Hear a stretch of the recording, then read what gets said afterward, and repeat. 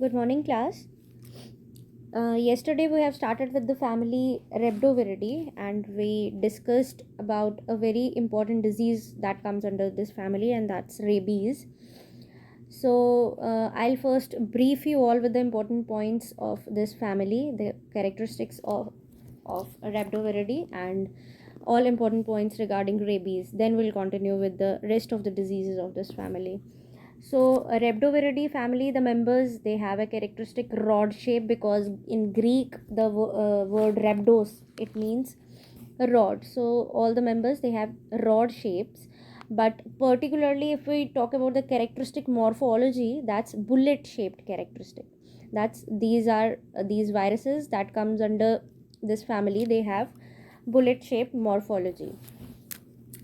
Then if we talk about the structure, they are enveloped RNA viruses with helical symmetry. And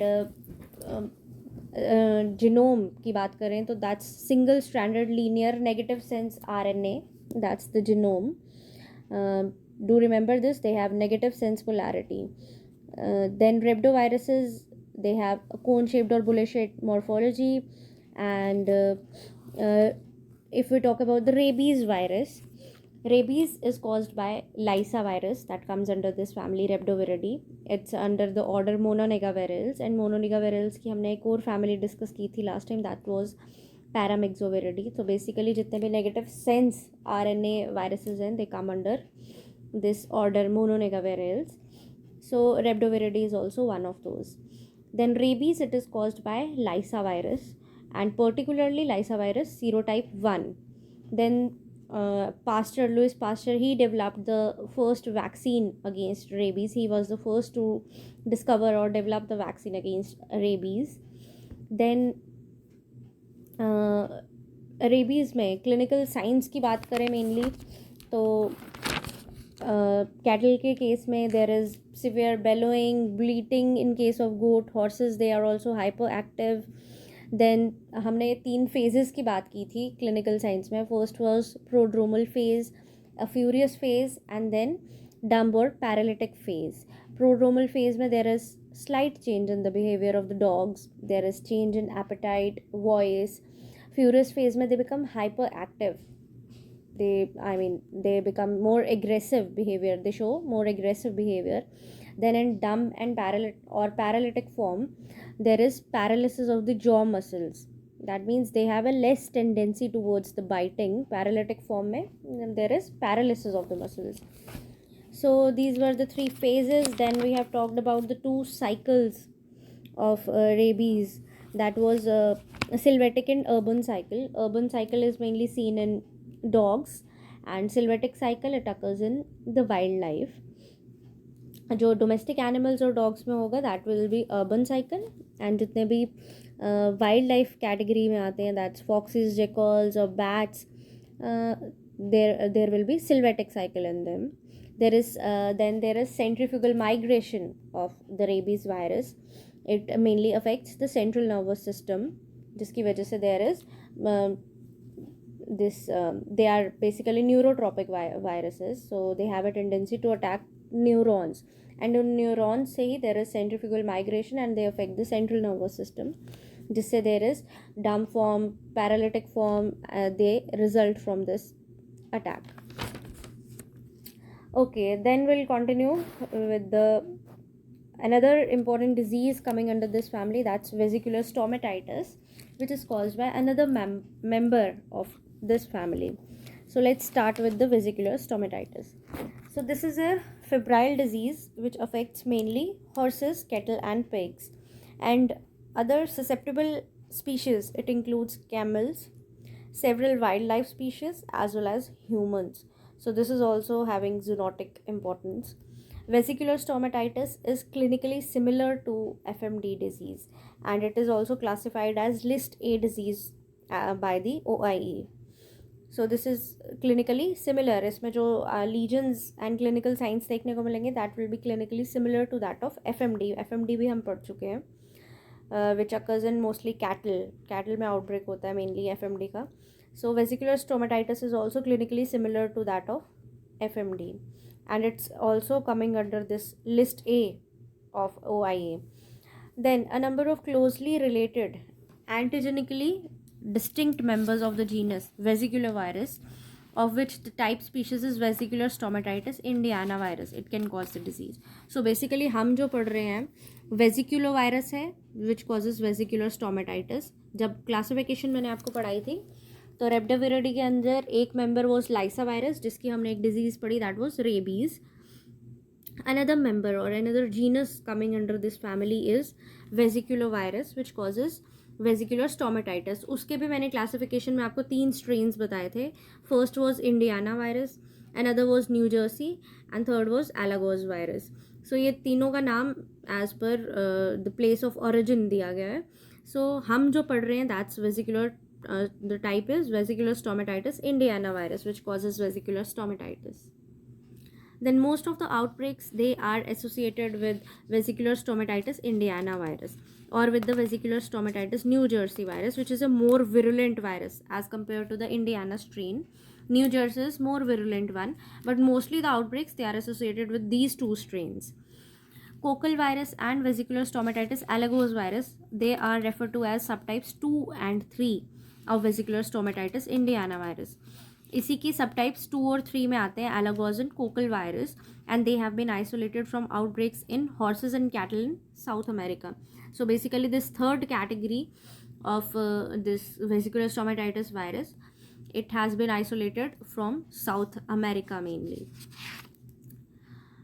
Then talking about the epidemiology of the disease, vesicular stomatitis की infection it is endemic in Central America and in the regions of South America and USA. Then outbreaks of the disease occur every 2 to 3 years in tropical and subtropical regions, with clinical cases most common at the end of the rainy season and early in the dry season. So mainly जो भी outbreaks होंगे vesicular stomatitis के, they occur every 2 or 3 year, हर 2 या 3 साल बाद इसका outbreak होता है डिजीज़ का, mainly in the tropical and subtropical region. और क्लिनिकल केसेस आपको मोस्टली देखने को मिलेंगे at the end of the rainy season और early in the dry season. Then there is rapid spread from endemic areas to other regions that may occur during some summer seasons. Then the disease outbreaks in temperate regions, which occur every 5 to 10 years, they usually cease abruptly with the onset of winters. Now, although the mode of transmission, it is incompletely understood, the direct contact and insect vectors, they have been implicated. So basically, inka main mode of transmission is direct, and as well as insect vectors, they are also involved in the transmission of this disease. Now, the virus, it is also shed in saliva like that of rabies virus, that was Lyssa virus, and it can contaminate water and feed troughs as well. Then this virus, it has been isolated from many insect species, including black flies, mosquitoes, sandflies, and houseflies. Insect vectors, they are involved in the transmission of this disease. That's why it's been isolated from various insect species, all these flies and mosquitoes from all these species. Then talking about the pathogenesis of vesicular stomatitis, this virus, it enters the body through abrasions on the skin or mucous membranes or following an insect bite. This is how the virus enters the body. Then the vesicles, they develop at the site of infection, which after developing they coalesce with each other. Then spread may occur locally by extension from primary lesions. Although secondary lesions at distant sites may develop, it is unclear that how the transfer of this virus occurs and if these lesions result from viremia or following environmental contamination. So basically जो इसके secondary lesions आएंगे उसकी pathogenesis is almost unclear. So all in all what happens is virus is entering mainly through abrasions on the skin or mucous membranes या फिर after an insect bite. Then जहाँ पे भी infection होगी वहाँ पे vesicles will develop and they will coalesce and bigger vesicles will form. वहाँ से virus it may spread locally from these primary lesions. Then clinical signs में incubation period it is up to 5 days. इसमें subclinical infection that's more common. Affected animals which are usually more than 1 year old, they become febrile. Then the vesicles, they develop on the tongue and on oral mucous membranes. I was telling you that this is almost similar to that of FMD. FMD में भी similar vesicles develop होते हैं buccal cavity में, oral mucous membranes में, tongue पे. So similar vesicles they develop here as well. They are often accompanied by profuse salivation. Then secondary lesions, they may occur on the coronary band and teeth. Same like FMD, उसमें भी coronary band पे आपको lesions देखने को मिलते हैं. Lameness, it is often a prominent feature, particularly if we talk about pigs. Pigs में lameness is the main feature. Then mastitis, it may develop in cows with severe teat lesions. And in the absence of secondary infection, lesions, they generally heal within 2 weeks. So you will see that signs and symptoms, clinical signs, they are almost similar to that of FMD. So इसके लिए FMD में भी मैंने आपको बताया था, इसको clinically distinguish करना is very important. Differential diagnosis is important in case of FMD क्योंकि उसके जैसे similar lesions काफ़ी diseases में देखने को मिलते हैं. One of those is vesicular stomatitis. Then talking about the diagnosis, prompt lab confirmation, it is required because of the similarities between vesicular stomatitis, FMD and swine vesicular disease.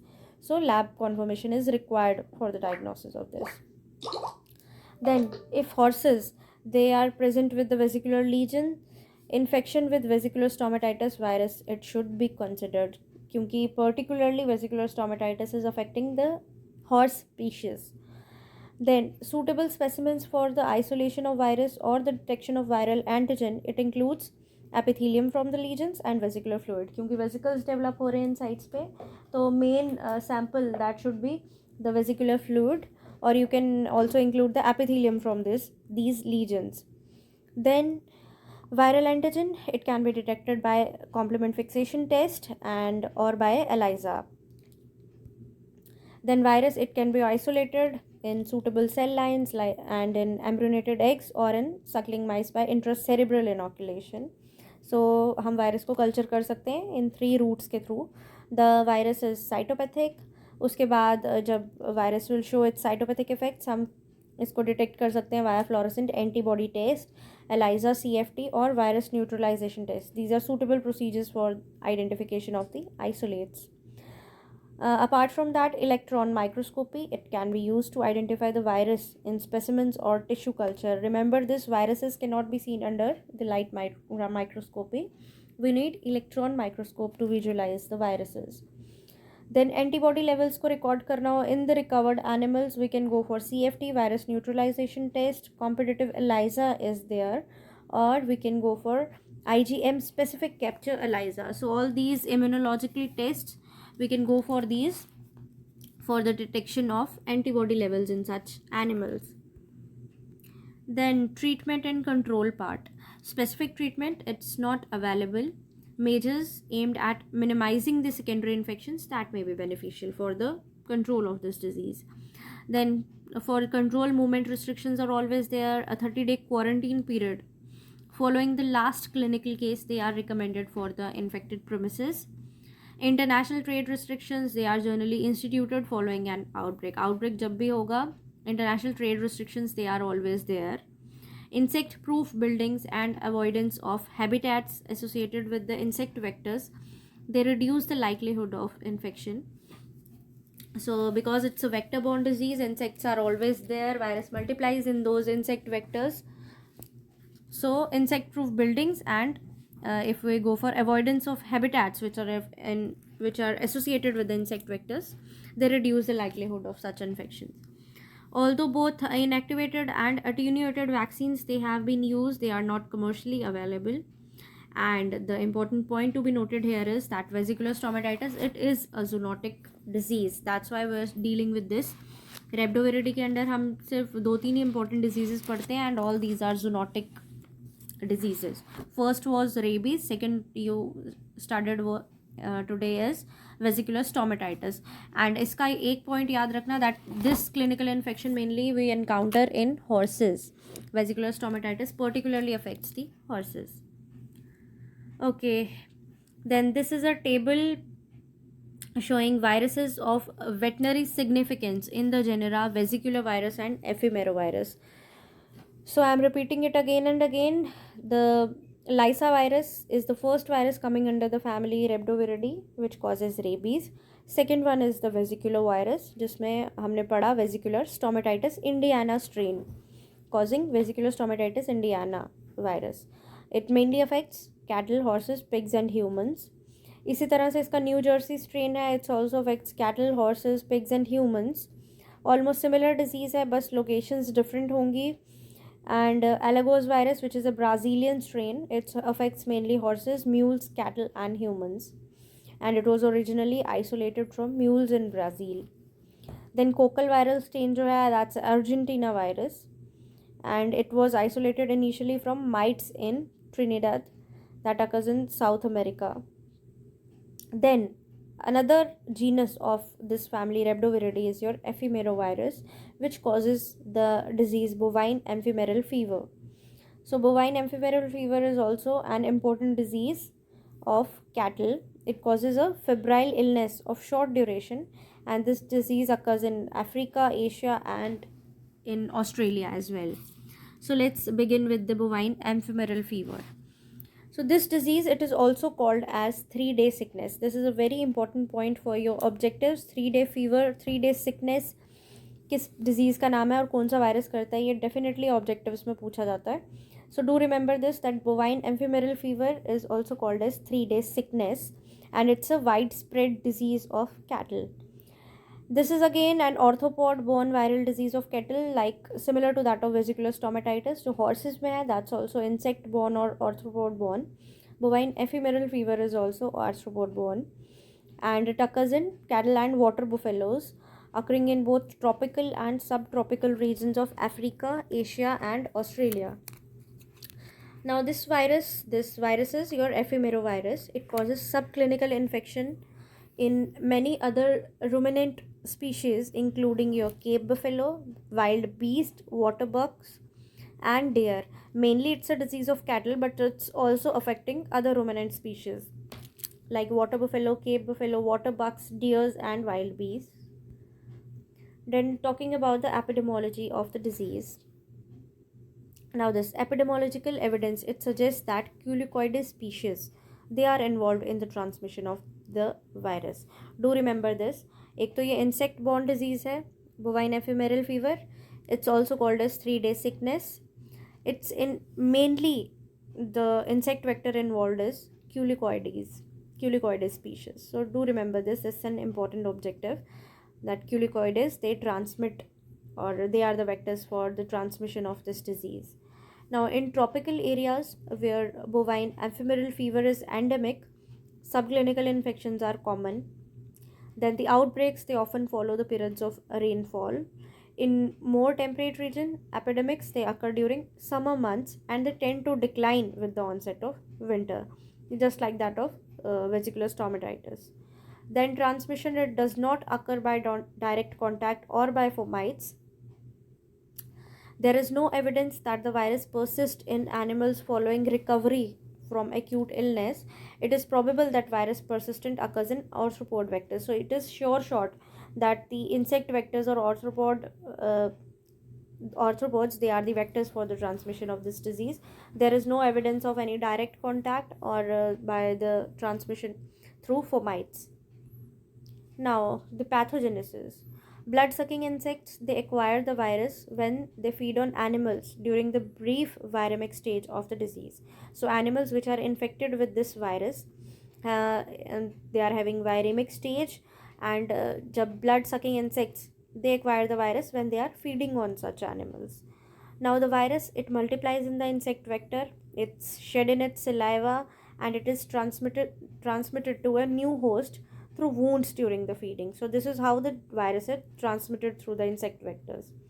Now, many of the changes observed in the infected animals, they are attributed to the host response rather than to direct viral damage. Okay, so जो भी changes और clinical signs observe होंगे main host में और infected animals में, they are attributed to the host response itself. Then clinical signs. Incubation period, it's up to 8 days. So in usually in इसके जितने members हैं rhabdoviruses के, उसमें से सिर्फ लाइसा वायरस है जिसका incubation period is highly variable. Apart from that, जो वेसिकुलो वायरस है और एफिमेरो वायरस है, इसका 5 to 8 days, almost about a week, the incubation period is less. Severity of the clinical signs, it is influenced by the immune status of the infected animals, obviously, and the virulence of the virus strain. The disease, it tends to be more severe in well-fed animals and high-yielding dairy cows. A biphasic high fever is commonly observed. Affected animals, they become depressed, anorexic, lame, and often constipated. So these are the main clinical signs and symptoms. जिसमें biphasic fever, that's common, that's important point to be noted, that bovine amphiviral fever, इसमें biphasic fever is noticed. Then this disease, it tends to be more severe in well-fed animals and high-yielding dairy cows. Now milk production, it drops dramatically. Muscle stiffness is there and ruminal stasis it may develop. Then pregnant animals, they may abort. Recumbency may be accompanied by salivation, and ocular and nasal discharges are there. Muscular fibrillation and paralysis, it frequently occurs, reflecting the accompanying hypocalcemia. So hypocalcemia, it results because recumbent situation is there, profuse salivation, ocular nasal discharges are there, muscles, they become paralyzed, a hypocalcemic situation is there. The disease, it is of short duration, and affected animals, they usually recover after a few days, and most of the recovered animals, they develop a solid immunity. So this was about the clinical signs and symptoms in animals. Now talking about the diagnosis part, diagnosis of bovine ephemeral fever is usually based on clinical signs.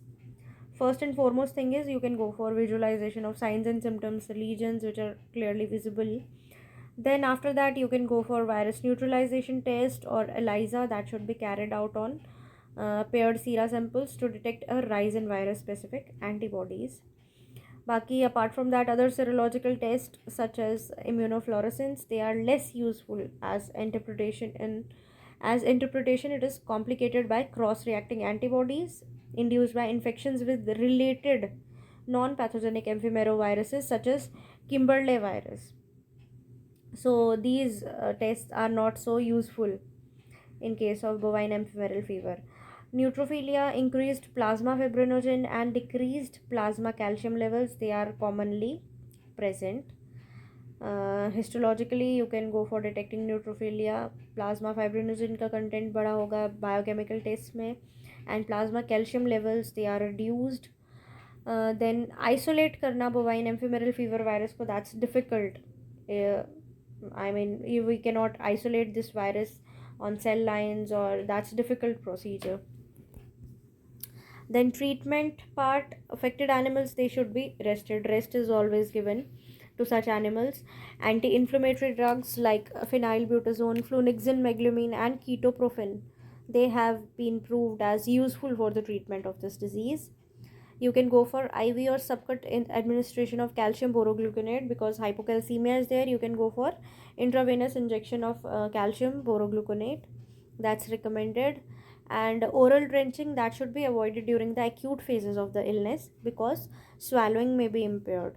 Because animal is already in the recumbent stage, hypocalcemia is there, paralysis of the muscles is there, so oral drenching should be avoided. Then last part is your control part. Control में vector control is that's impractical in endemic areas because it's a vector borne disease, arthropod borne disease. So first and the foremost thing for controlling the diseases, you can go for controlling the vectors. Then control, it is based on the use of vaccines, both inactivated as well as attenuated vaccines. Live attenuated vaccines are there. Trials, they have been carried out using a subunit vaccine based on the enveloped glycoprotein. Then subunit vaccine पे भी trials चल रहे हैं, and apart from that a recombinant virus vector glycoprotein vaccine that has also been developed. So control में first and foremost is vector control, and apart from that you can go for vaccination of such animals. So this was about the bovine amphimeral fever. This is rabies के बाद another important disease is your bovine amphimeral fever in this family. So just go through these three viruses and these three diseases, very important. एक bovine amphimeral fever में 3-day sickness इसका दूसरा नाम है, और सिनोनियम में इस डिजीज़ का, do remember this and note it down. ये मोस्टली क्वेश्चंस में मोस्टली पेपर्स में पूछा जाता है. So this was all for today. We'll meet in the next week. Till then, take care and have a nice day.